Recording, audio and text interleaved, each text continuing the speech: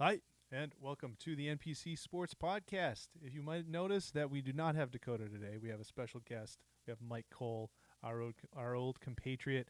But Logan is here. Logan, as always. Mike, were you surprised to hear Logan admit that he does not comb his hair? That was the biggest surprise of my day is that Logan does not, outside of putting it in is it a ponytail, a bun? I'm not sure what The the bun these parlance is. days. Yeah, that is, it's a good look. You can pull it off. I Thank you. can't. So, I mean, it's good to see that you're still thriving. Yeah, thank you. It's also the absence of, if my hair were shorter, I would have to take care of it more often, but this is actually way easier. So That's I an haven't run a comb. I brush my hair. I haven't run a comb through it in maybe 5 years. No, that I get. Yeah, that makes sense. Uh, But like it's a nice like mid 30s flex or whatever you are, early 30s. Like, yeah, if you have hair, you might as well lean into it. I've pulled two long gray hairs out, and that scared the bejesus out of me. So that might be enough to get me to hatchet it off. Been there. I will offer no comment on whether you're pulling it off. I appreciate Mike's diplomacy there. Okay, Rafael Devers. I don't know if you guys have heard, struggling pretty bad. 19 at bats coming into Wednesday, 15 strikeouts. He has yet to record a hit. He does have an RBI though, so he's driving him in. Um, I think a lot has obviously been said about his issues. We're not going to rehash everything that happened with the Alex Bregman signing and the move to designated hitter necessarily. But when you guys look at his struggles early season, yeah, it's really, really early. But is there anything that you're looking at here that is a concerning thing that we need to start cleaning up before it becomes panic mode for the Red Sox? I mean, the at bats are not remotely competitive. It's one thing to strike out, but he looks lost. And I think some of that is because he didn't see live pitching for months, and the Red Sox told him to take it slow. And then he basically saw no live pitching during spring training. So I feel like that's probably playing a very big role in all of this. Um, but it is emblematic of I guess how little room there is for things to not work out for the guys who are supposed to make the Red Sox go. Like last week, we were talking about the very real possibility that Christian Campbell starts off 0 for 20 with 15 strikeouts. And that has decidedly not been the problem. It's been the exact opposite. So we haven't really had the conversation about, well, what happens if Devers isn't the guy he's supposed to be? And I think that's because for so long, even after he got the contract, it's kind of been like, well, I think there's another level we're waiting for. He just hasn't done it for a full year.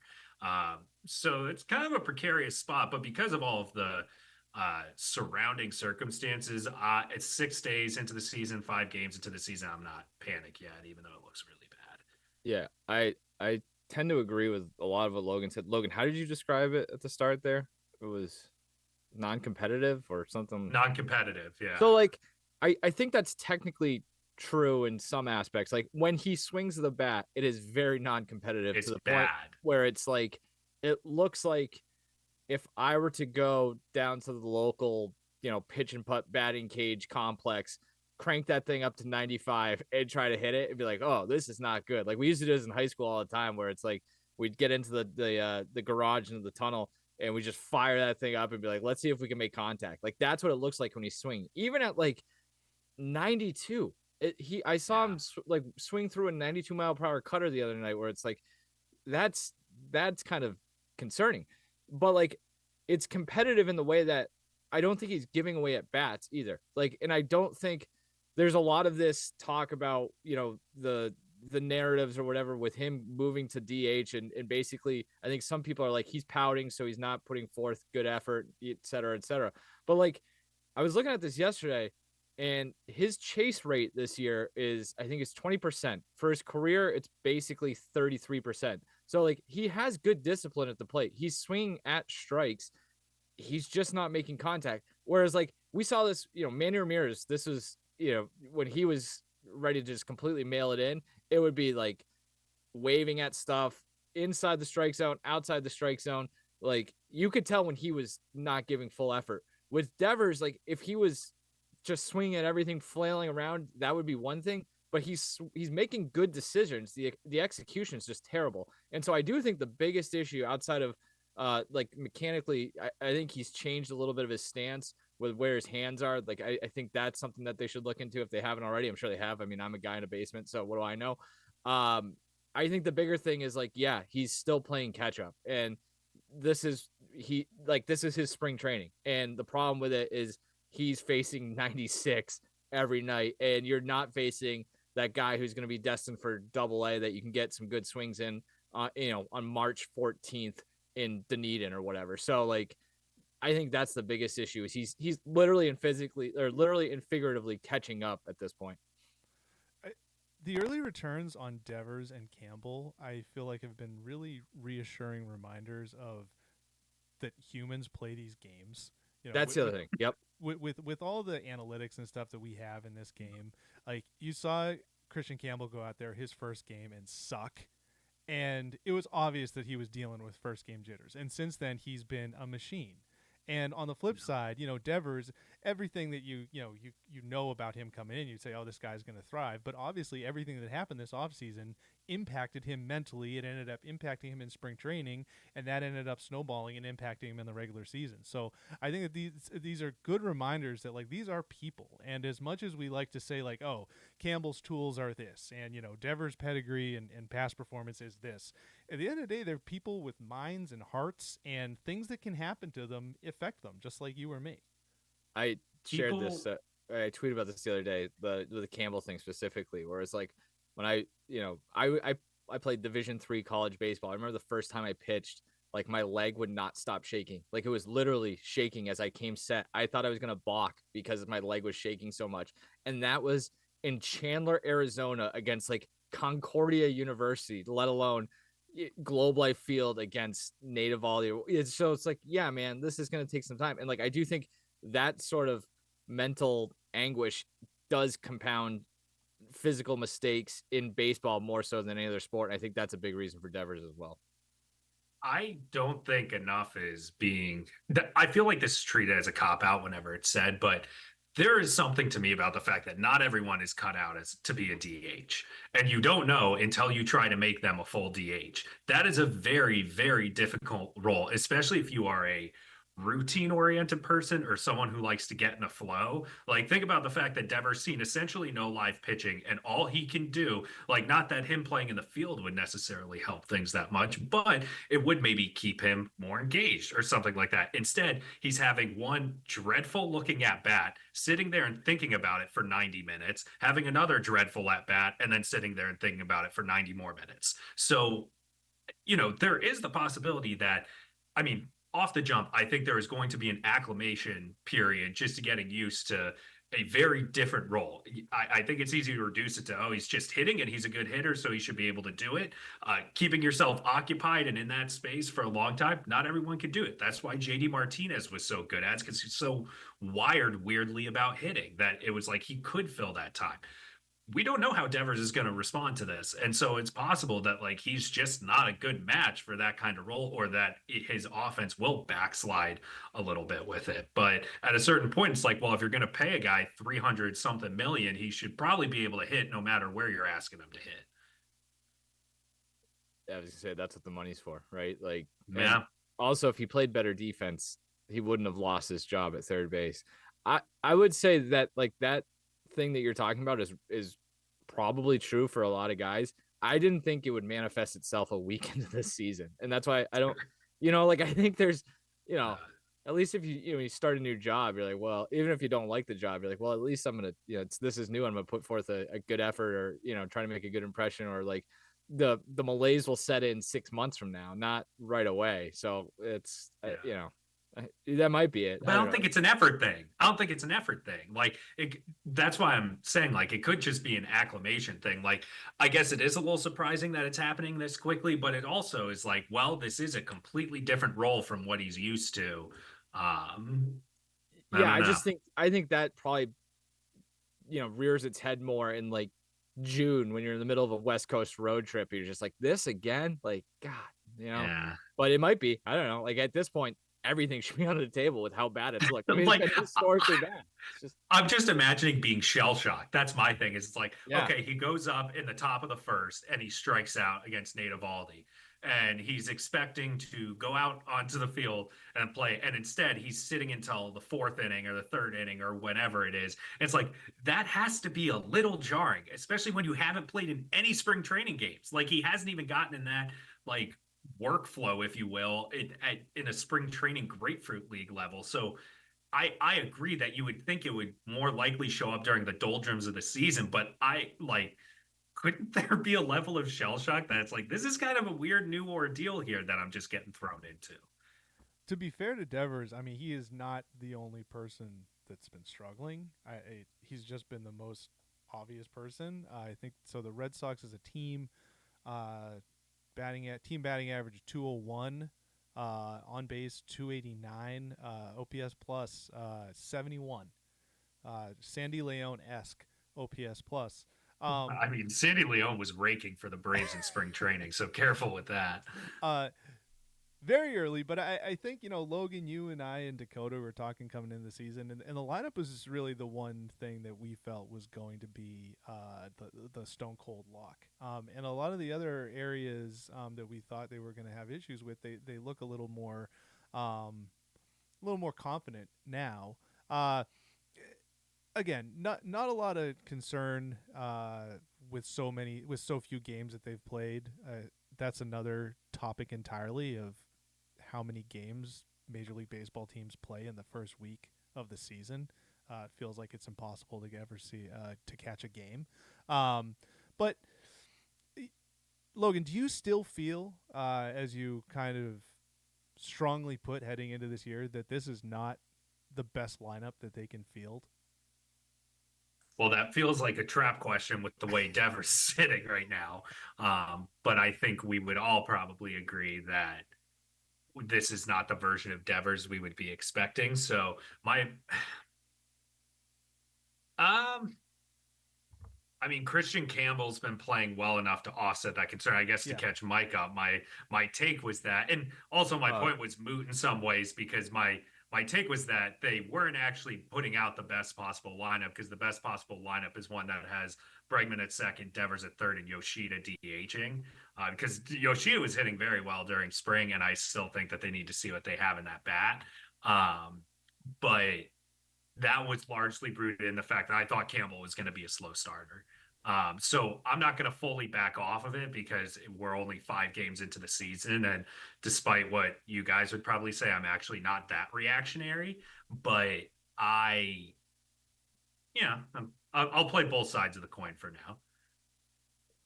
Yeah, I mean, I saw it. I got caught up to speed. I just disagree with, that's your take. That's your opinion. It was interesting too. When they signed Bregman, I was doing a story for NESN.com, and I called Lou Merloni and I was talking to Lou about it and said, like, it was basically like, what does Bregman have to do for his defense to play at second? Like, what's the process going to be like for him over the next 4 weeks as spring training begins?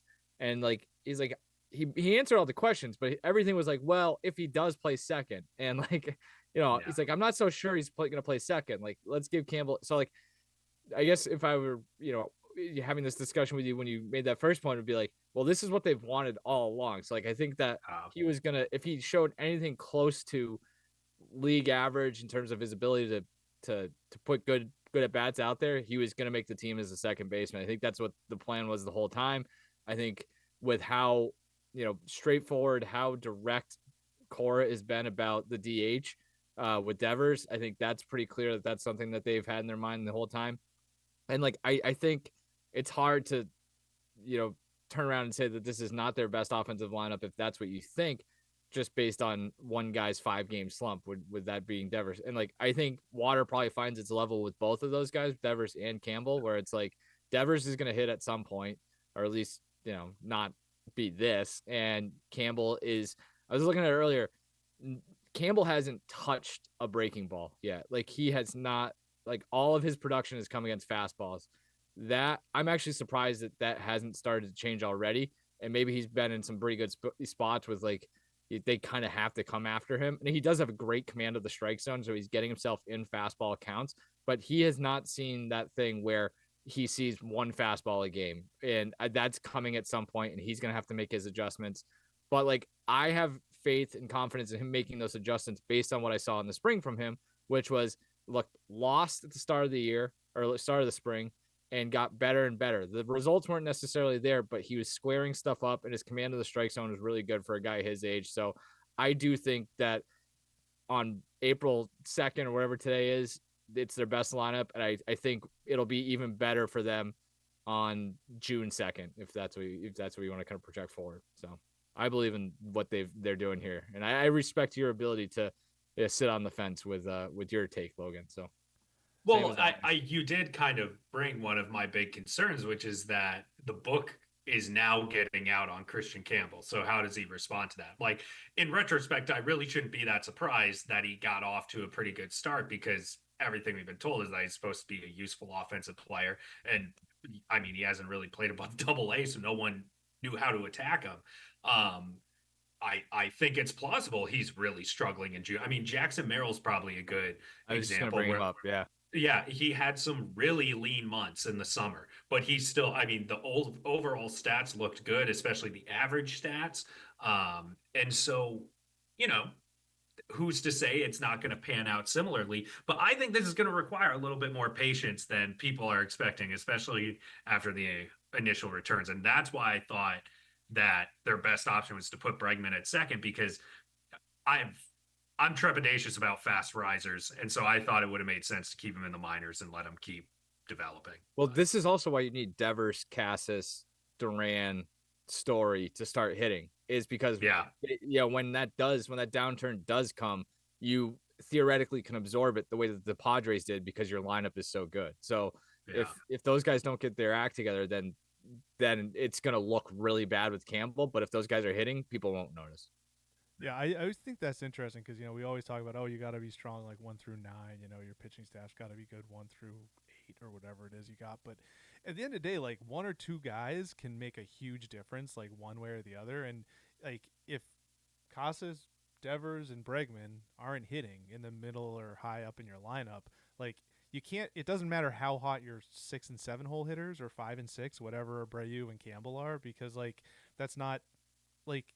You need it from the guys that are batting more often, that are getting up in more situations, and it's nice that Abreu is hitting the cover off the ball, but that's not something that can sustain you when you're getting nothing earlier on. I mean, you look at, I'll even give a nod to like Yoshida that Logan was saying that we've seen him hit in the past. If you kind of think back the last couple of years when everyone was saying, oh, the Red Sox are playing well, it was because Yoshida and Devers there in the middle of the lineup, they were, they kind of coincided with those two guys hitting well. And from the pitching side, it's similar. I mean, how much difference does one guy at the top of a pitching rotation make for the rest of it? So, I mean, I just think that Devers and Casas and Bregman, I believe, are going to hit. I don't believe that Story is ever going to hit. I'm the least Trevor Story believer on the face. No one hates Story more than you do. I mean, I mean, it's tough to hate a guy who doesn't play and isn't any good, but yeah, sure, I guess I hate him. I mean, he's an interesting case, because like the money is now at the point where it's probably easier to absorb, whether it's making a move off of him, whether that's moving him to the bench or some sort of roster move, because if Meyer keeps hitting, they're gonna have to play him. And I think that's the thing too, looking broadly at this team. And I think when you look at this team, especially as it pertains to the offense, that discussion for until further notice needs to include Anthony and Meyer. And like, they might have some tough decisions to make on guys that they've paid in the past if Meyer and Anthony continue to hit. And I think that that's a whole nother, element to this as well. Story is, he's got to find it. Like it's just, the underlying numbers aren't good. The eye test isn't good. The defense has been fine, but like those are, again, kind of to your point of like this lengthening the lineup type of situation. Like that only only works if guys do what you expect them to do. And I don't think he's going to be a 5-win player who's hitting 30 home runs and he's back to Coors Field Trevor Story, but you certainly need him to be 1 or 2-win player who's a threat at the plate, because otherwise that's the thing. Like we start poking holes in the lineup 1-9, then the whole thing falls apart. Yeah, you need him to be more than Steven True, and like Right. that's basically all he is right now. While we're blowing up the Red Sox lineup and talking about players they've already paid, I guess I'm well, I'm workshopping a take now. Is Rafaela the odd man out here? Because I'm thinking about when Meyer comes up, like, all right, so Story goes to the bench. That makes sense. Doesn't it also kind of make some sense to maybe put Campbell in center field? Like, you could offset the loss of Rafael by putting Campbell up there. Or I guess once Roman Anthony's up, then you have Anthony, Duran, and Abreu. But I don't know. Now I'm thinking, like, Rafael has never hit. And this is mostly rooted in me thinking about how to get Yoshida's bat in the lineup once he's healthy. But I don't know why I'm still hell bent on making the Yoshida thing work. I also do have all the time in the world for Trevor Story. I think he might find it. That's a terrible sign for Trevor Story. Yeah, that's a good point. If he has your faith. Sandy's still looking for it too. I mean, Sandy can get hot. Yeah, I don't know. Just thinking, like, Rafael has never hit in the majors, and there's a real chance he is just like a super utility guy. And so I'm just starting to think, like, Christian Campbell has way more experience in center field than he does at second base. So, like, where do you think Rafael is going when you say, like, he's the odd man out? What does that mean? I mean, probably the bench, but then it's like, well, it's David Hamilton or Romy Gonzalez, your second baseman. Oh, so like that's what I think. He goes to the bench, and like probably Romy's the odd man out in terms of like roster construction. Getting DFA'd. Yeah, and I think, and then so like it hurts to lose. I mean, the problem is if you lose Romy Gonzalez, you don't have a backup first baseman, as far as I can tell, or a backup third baseman. Well, like the you third probably baseman shouldn't lose Hamilton. Because you're covered in the if you keep Rafael on the roster, you probably get rid of Hamilton because you're covered in the middle infield. I guess, yeah, but like Rafaela technically could play the middle infield if you, That's what I'm saying is that Hamilton becomes more redundant than Gonzalez. I do think it probably depends on who comes up, like who this move is for. I think has a lot to do with it too, obviously, because Meyer and Anthony played different positions. Like one's an infielder, one's an outfielder. So like that is part of the calculus. I think my guess though would still be like Anthony's the first to come up, because I think you have to give Story as much time as you can just because he's a veteran and you've invested more money in him. And I do think his ceiling is higher than Rafaela. But I think Rafaela as a fourth outfielder is, assuming Anthony comes up here and looks even half what he has looked like in AAA so far, makes Rafaela even more valuable. Like that is your peak outfield. If everybody's going well, that Duran, Anthony, Abreu with Rafaela as a fourth outfielder that's borderline elite, I think.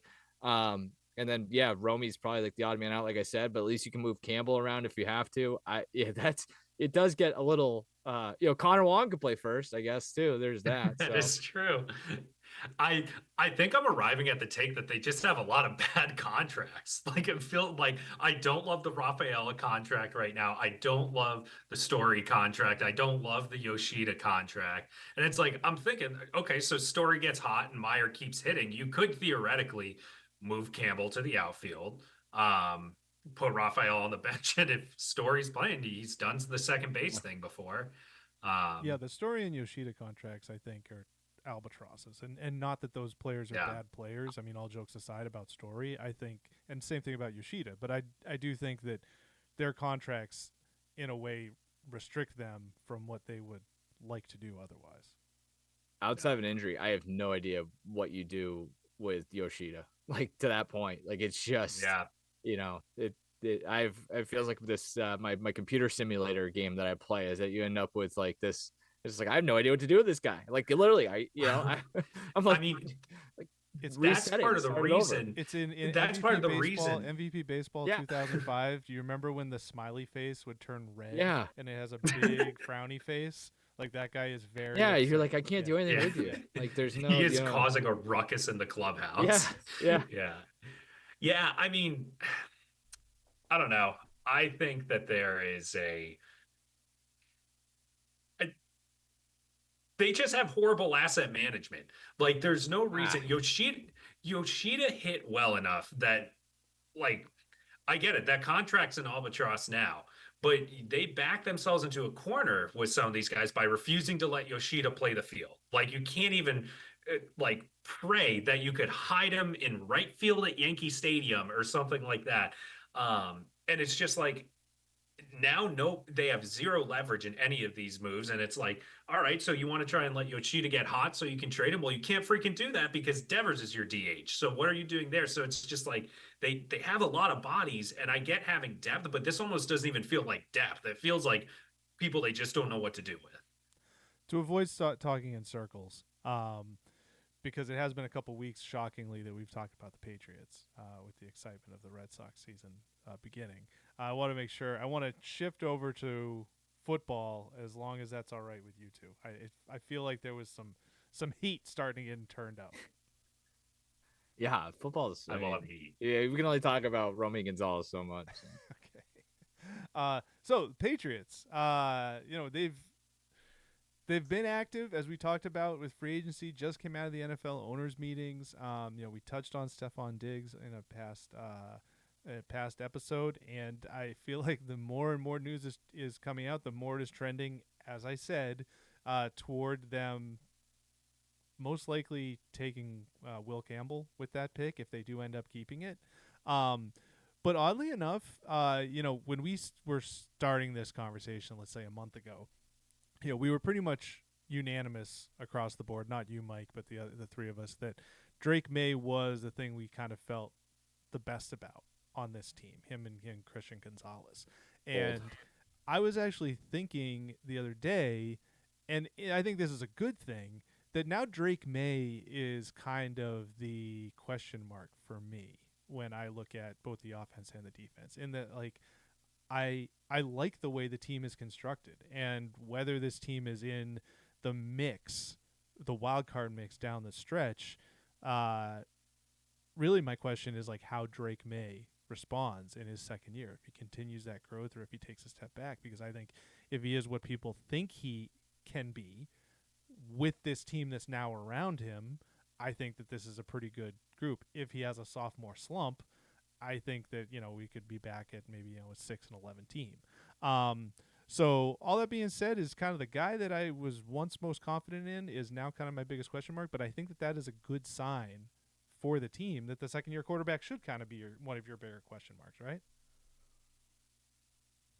Yeah, I mean, if he's going to be the guy, this has got to be the year he steps up, especially if you use a premium pick on either an offensive tackle or a skill player. I mean, yeah, there's pretty much the only thing that has been set and forget about the Patriots this offseason has been the quarterback position. And that's something that is the inverse for more teams. And so I think they just I think Drake May is a legitimate franchise quarterback. I think they need to make sure that last year wasn't just so bad that anything he did looked good. Because, he was making shitty chicken salad out of chicken shit, but it's like it was still chicken shit, So I think that there's a jump to be had. This team is obviously a lot better, and I think if they end up going the Will Campbell route, which, like, I don't know, I'm kind of mad about that, but then, you can't sit there and complain about the offensive line being as porous as it was for the last few years. And it's like I thought the Chargers did the smartest thing in the world drafting Joe Alt because they could never keep Justin Herbert upright. And Joe Alt was very good right off the jump. That is an investment in your quarterback if you go the Will Campbell route.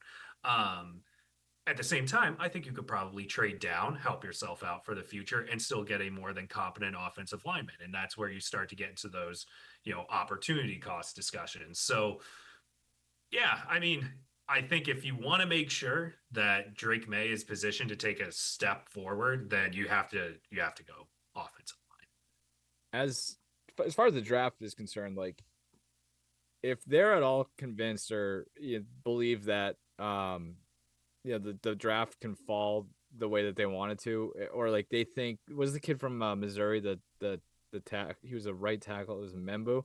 Like if he's there, the problem is like you got to find somebody who wants to move up to your shitty pick. Like that's my the thing. thing. Yeah. Is the way that like this is kind of playing out for them is like it's the worst year to have the 4th pick. And so like yeah, in a perfect world, it would be great if you could move down to 7 and get an extra pick somewhere.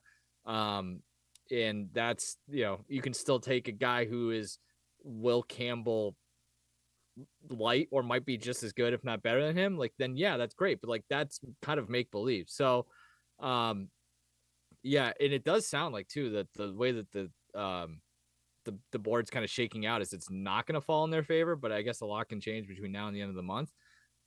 If that's the case, I at least, the for sale sign goes up very quickly because at that point, I'm not gonna sit here and pretend to know what kind of player Will Campbell is gonna be at, the NFL. Like I'm not, I'm no Brian Balding or anything like that. So, um, at that point, it's like, let's see what we can turn this into because we still have enough holes. And I think that kind of ties the loop with what you were talking about, Ben, where it's like, I actually, I like what they've done this offseason in some regards. I am going to talk about both sides of my mouth here, is where it's like they have raised the floor considerably, like to the point where this isn't a reflection of what Drake May is going to be for his career, but they feel like the Ryan Tannehill Titans now. And I mean that as well as much of a compliment as one can give when talking about the Ryan Tannehill Titans, where it's like, I don't know if Drake May is going to be,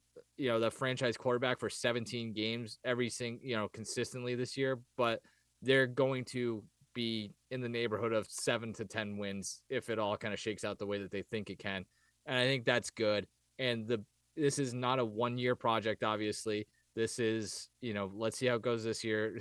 Fire Elliott Wolf, get more Vrabel guys in there, and we're off to the races.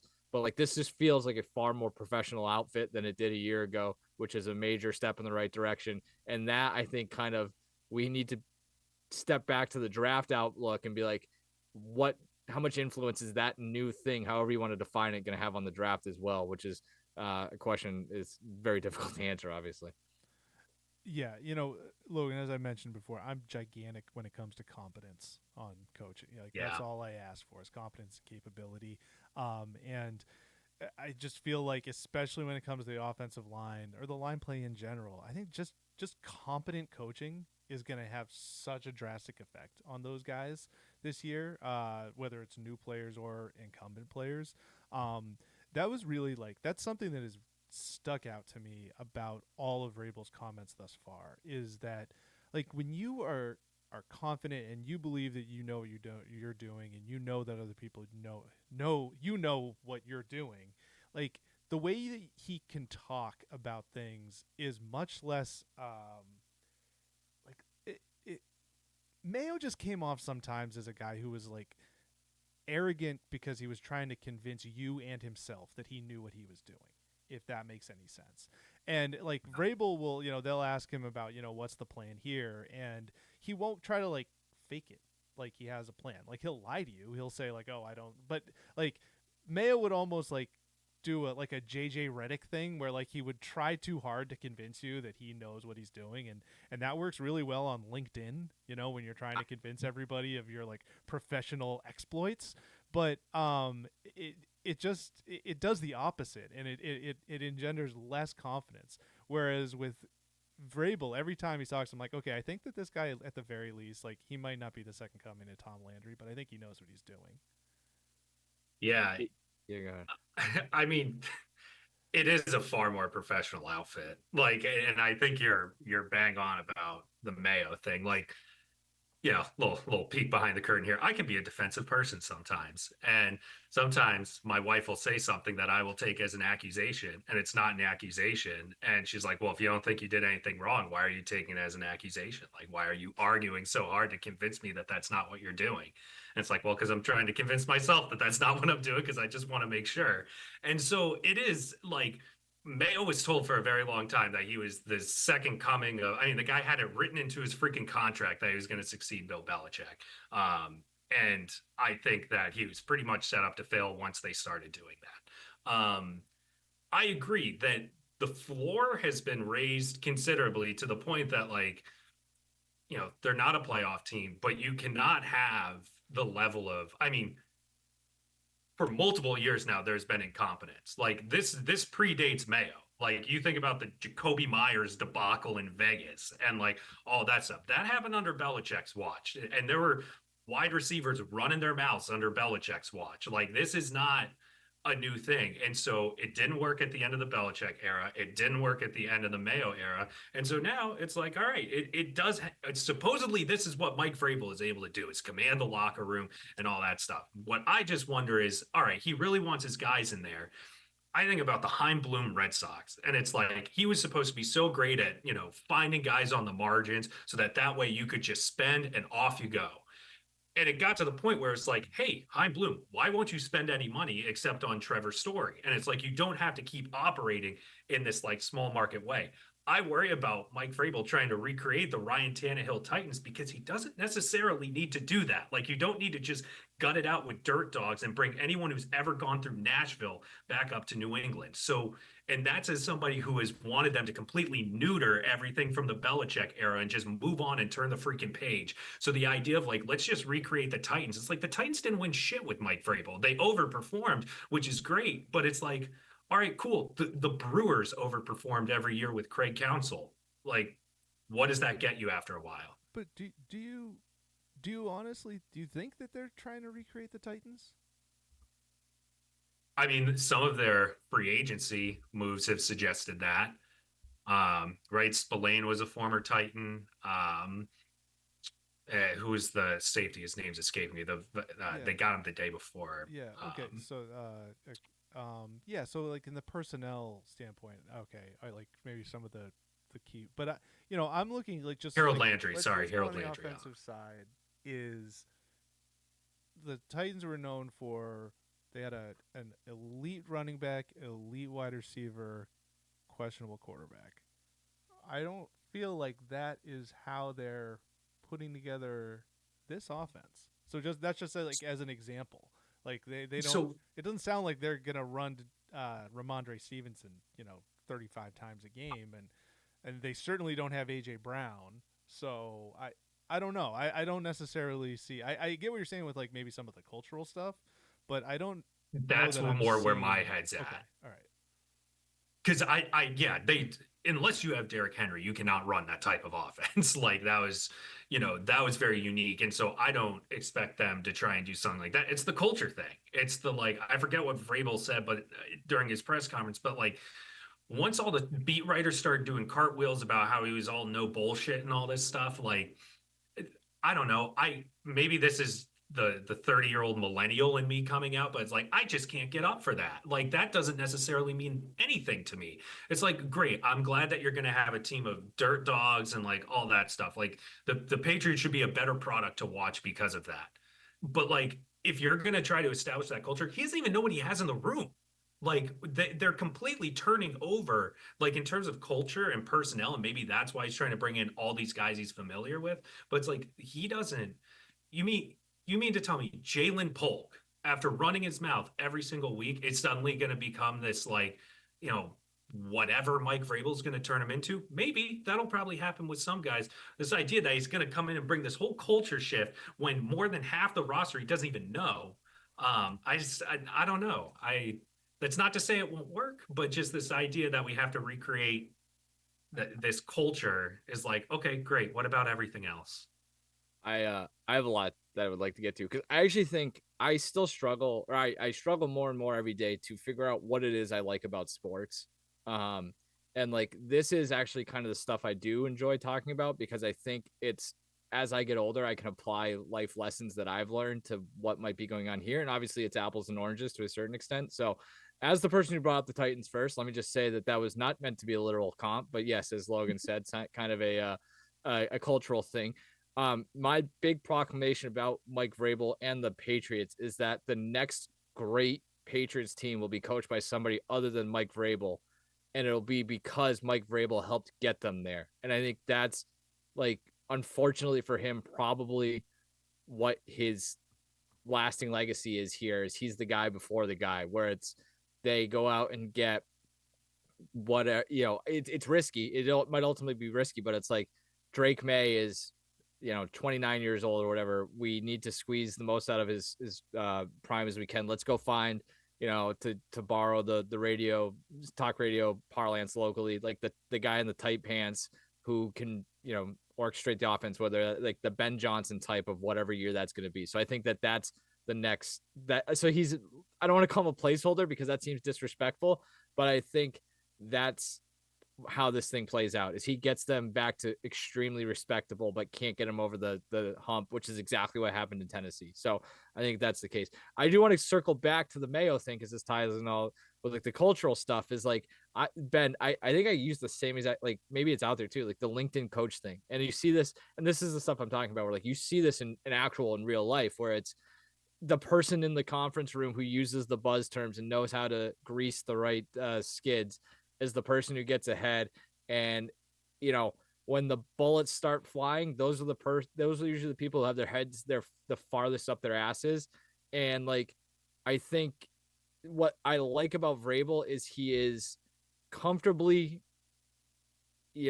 confident, borderline arrogant, and is very comfortable with being a prick. And like, he's, so maybe this is as Logan was kind of talking about earlier, maybe now I'm starting to kind of reveal, hold the mirror up to myself, where it's like I do think I have some Mike Vrabel in me, where it's like I thought the other day when he was talking, he did that thing with we won March, and she's like, well, are you happy? Karen Gregan asked him, are you happy? He's like, I'm never happy. I'm like, I get that.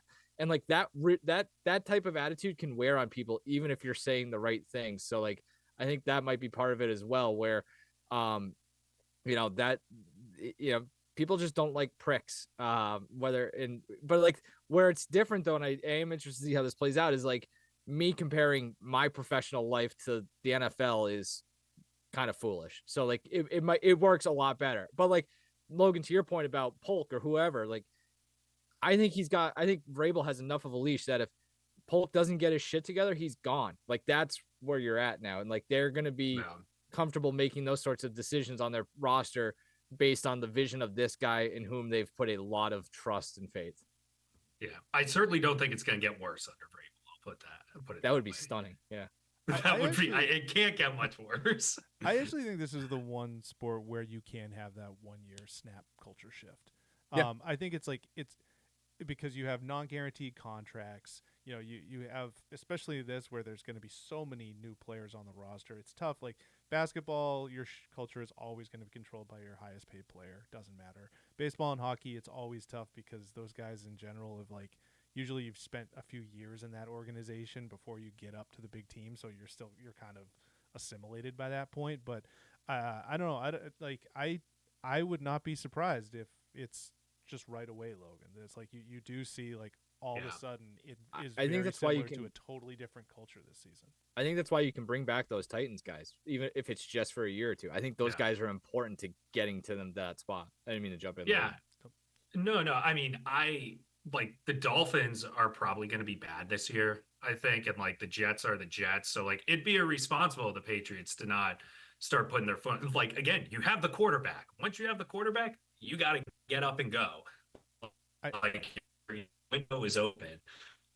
I don't think that 10 wins this season is totally out of the question with their schedule. If like schedule's a joke. Yeah. If Drake May develops the way that he can, and they actually draft well. So the division could be way down too. That's the other, to Logan's point, where it's not just them. Like the Jets are, and going to be in the running for the number 1 pick again. Like that's just, it's going to be ugly. So yeah. I mean, the Jaguars were one of the worst teams in the NFL, and like I think they might win the NFC or the AFC South this year. So it's like, I believe it could switch quickly. All right, we're in the home stretch. So, Mike, we usually end up, not usually, always. We've always ended each episode with a little segment we call Behind the Keyboard. Give people a little sneak peek behind what it is we do, if anyone is interested. So far, viewership numbers suggest no one is.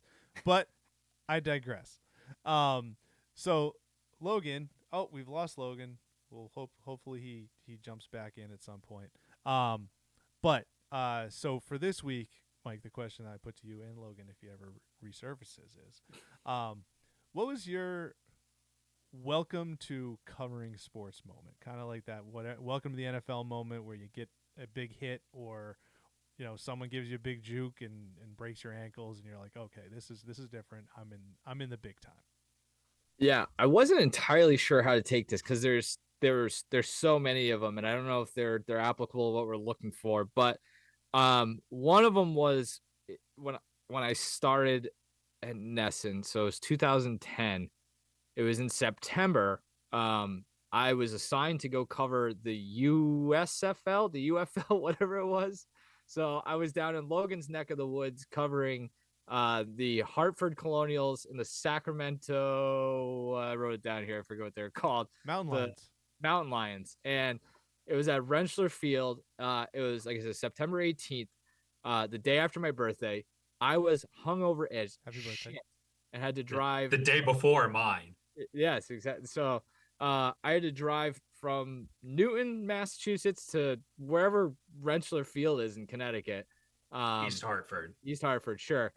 Hungover, got there, computer didn't work, internet didn't work, nothing went right. Was on the phone with my boss for the first half of the game, didn't see anything, and then just like afterwards being in interview rooms with Dante Culpepper, Dennis Green, Josh McCown, to name a few. It's just like it's a real who's who. This is a weird, just kind of like nice player, nice player, nice. Yeah, player. yeah. It was like one of those things too, where, everybody has this idea of what they think the industry is going to be and like where their career is going to go, and maybe I was that was inflated a little bit more for me getting a job in Boston sports media right out of college, where it's like, oh God, I'll be Dan Shaughnessy before you know it. And yeah, just like it was the Murphy's Law of on-site live coverage.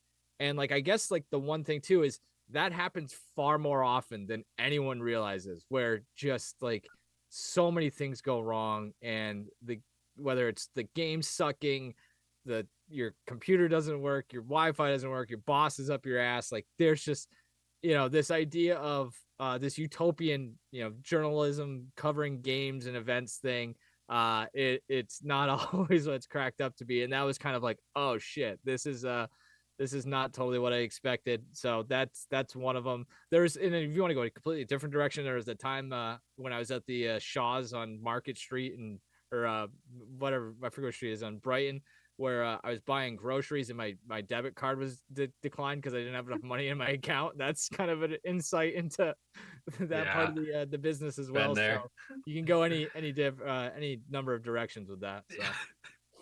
Yeah, it's a slow start financially, isn't it? Yeah.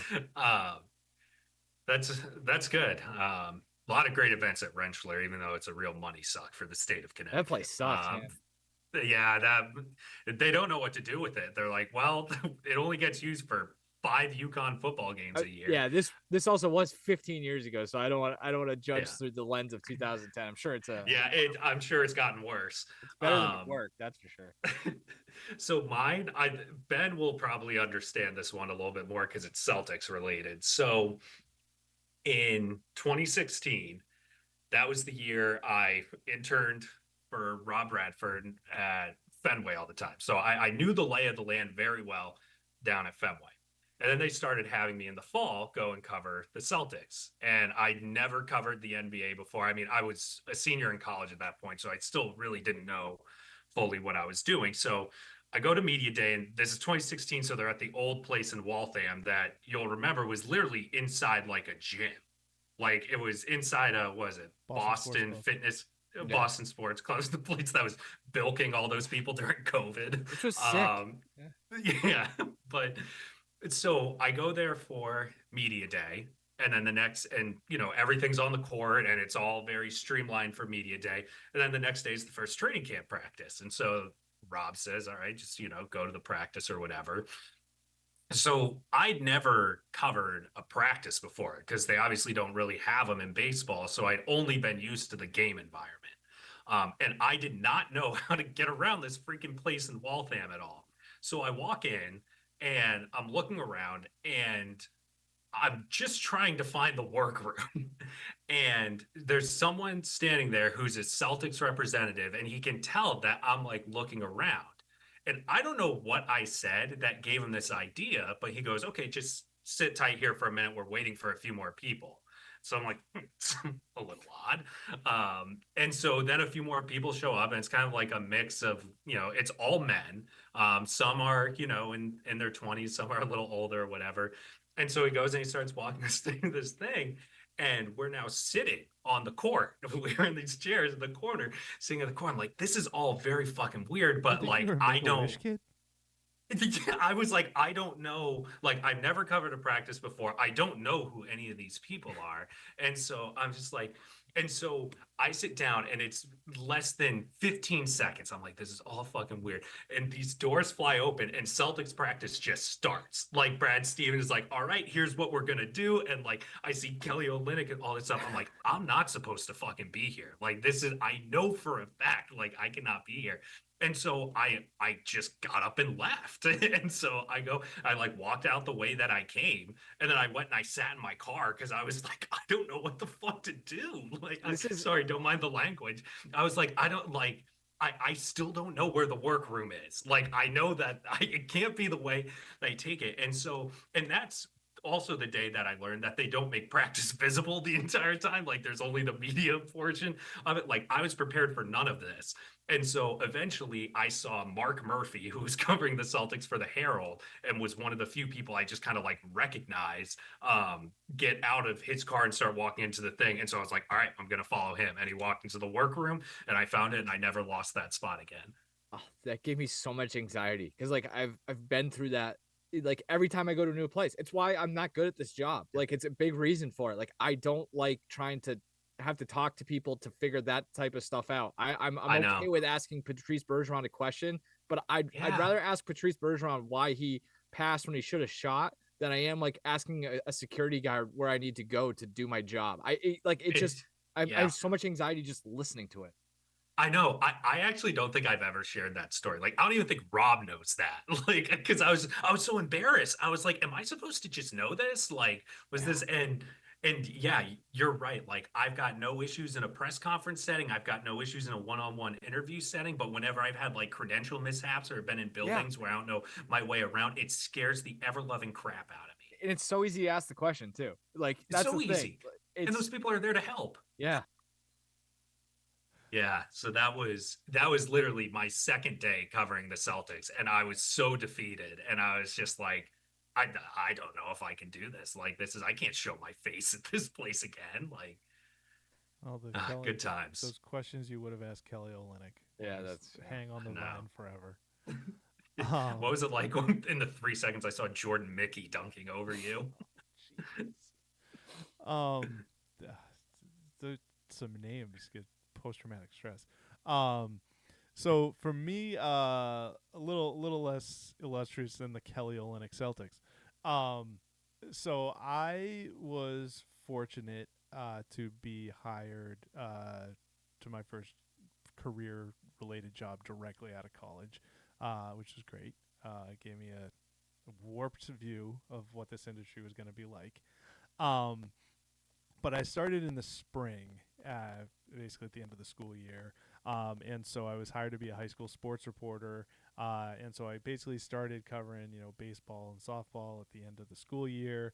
And, I don't know, like I being on the high school beat, I always tried to like introduce myself to like the coaches in our region early on, either through a phone call or I'd like come by a practice before the season started to just, ingratiate myself with them, introduce myself. But because of when I started, I didn't get to do that with the basketball teams. So, gets through the fall, basketball season is approaching, and in the main city that our newspaper was based in, at that high school, one of the kids' parents accused the head coach of throwing a basketball at his face and like hurting him, some fracturing his eye socket and like breaking his contact lens or something like that. So I was like, well, this is great. This is supposed to be like the main guy I'm supposed to be like, covering all season long. And that had to be my first thing, is taking this criminal complaint, a simple assault, and calling him up. And oh, I lost your guys. They can have a hard news person do that. No, not at all. So I called him. He didn't return my calls. I even went to practice, and he just decided he was not going to talk. And I was like, well, that's fine. I understand. Like, I get it. He's like, I don't have an attorney yet. He's like, so I can't comment. I was like, that's okay. I was like, just, you need to understand, I got to write the story, and all I have is a criminal complaint, so it's going in there. So he was like, yeah, you do what you got to do. He's like, you guys have already decided. And so from there, he decided that I was like on this kid's side. And so I published a story, obviously without his side, because he I added he didn't want to comment. And he got pissed at me for writing a slanted story. Came under the impression that me and this kid's family were like in cahoots to get him fired, and declared that he was not going to talk to me, like, ever, at any point. So even when I like went and talked and covered games, like, he would not talk to me. He would have like an assistant coach or somebody. And his argument, when he would tell me, he was like, I can't talk to the press. He's like, I'm under a criminal thing. I can't talk to the press. And I was like, well, that's not actually how it works. I was like, as the defendant, you can technically say whatever the hell you want. Like, it's the, and so like, so that was a lot of fun, because then every single time I walked into a gym where they're playing, it was under the knowledge that like, this coach hates me. I have no idea how many of these high school kids that he coaches also hate me from him putting ideas in their heads. Half of the parents and people hate me because they're on the coach's side. Half of them hate me because they're on the kid's side, and they think that I'm probably like not doing enough to get this call for the coach to be fired. And so that was a fun season. And I think it ended the last they lost in the playoffs, and the kids were like literally crying in tears because they had lost in the state tournament, like the state semifinals. And I'm like trying to interview a 17-year-old kid who's just had his world shattered, and I was like, coach, I was like, just, can you give me some sort of quote about this? And he was like, you can get what you need from these kids. And he turned around and walked out. And so that season was just like all right, this is going to be awkward a lot. Yeah. Please don't put in the paper that I'm mad. That's tough. I love that you're like, Logan and I are just playing in the proverbial sandbox, and like Ben's doing hard reporting of like, he's basically day one on the basketball beat is day one on the local court beat. We're just like, I'm like, yeah, I went to UConn once, it sucked. So I would feel so sandbagged by that. Like, that's one of those things that's like, just get a news person to do it. Like, yeah, right. Not to say that the sports people shouldn't have to cover news when it's relevant, but if it's someone that you have no rapport with, someone that you're going to have to be around a ton, it's like, for the purposes of not selling you up the river. But that's wild. But it was like, when I say it was like welcome to reporting, it was a welcome reporting moment to just find out like how much people don't know about the nature of this work. Like we've talked before, like me having like a criminal complaint and asking for your comment, it's not me. You know what I mean? Like, I'm not the one who is like bringing it. I'm trying to be fair to you by giving you a chance to respond if you want to.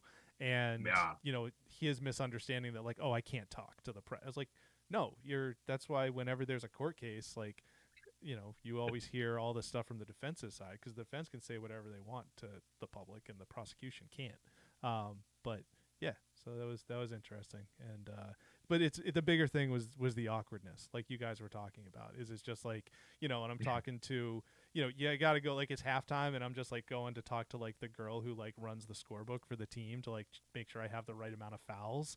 And just like in the back of my mind, I'm like, I wonder if this like 16-year-old like also hates me, because like her coach is always bad mouthing me or something. I was just saying, like, I was just gonna say, like, as you were talking about it, it was just getting random flashbacks to covering high school sports when I was in college, where it'd be like, and just like the silliness of it all. Not that I don't want to or Yeah. understate what these kids are doing, but like, you're sitting there in a rickety old press box that might fall over, and you're like, did that guy get 7 yards? Is the ball on the 42? And like, is my math right here? It's just like, at the end of the night, like, I don't give a shit. This kid ran for 212, I guess. I don't know. Like, put it in the paper, man. Like, Yeah. it's, you just kind of, It's only impacting his college recruitment. yeah, right. Like, that's the thing. It's just like, I'm just gonna make sure that I get a really good quote that sells this kid as like a great human being who's a hard worker or something. Because it's like, I kind of lost track, man. And then you lean over to the other person, and like, yeah, it looks about right. I'm like, all right, cool. So there you go. You guys have spent another hour or so with us. Mike, thank you. Might call you back into service Sure. the next week or the week after if Dakota's world traveling has him out of pocket yet again. True must be nice situation. This is a very much must be nice. But for Mike, for Logan, this has been Ben. Thank you all very much for watching, and make sure to come back next week for another episode of the NPC Sports Podcast.